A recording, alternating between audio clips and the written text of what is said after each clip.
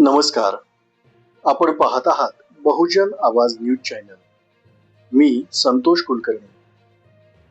सोलापूर विंचूर परिसरात नारळाच्या झाडावर वीज कोसळली, मोठी दुर्घटना टळली.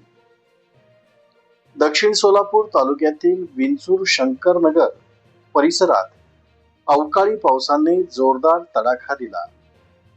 विजांच्या कडकडाटासह झालेल्या या पावसात विंचूर शिवारातील गुरवस्ती खंदारे वस्ती भागात एका नारळाच्या झाडावर थेट वीज कोसळली. सुदैवाने या घटनेत कोणतीही जीवितहानी झाली नाही.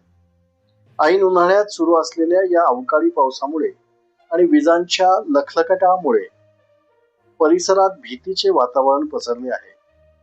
नागरिकांनी विजा कडाडत असताना झाडाखाली आश्रय घेऊ नये असे आवाहन करण्यात आले.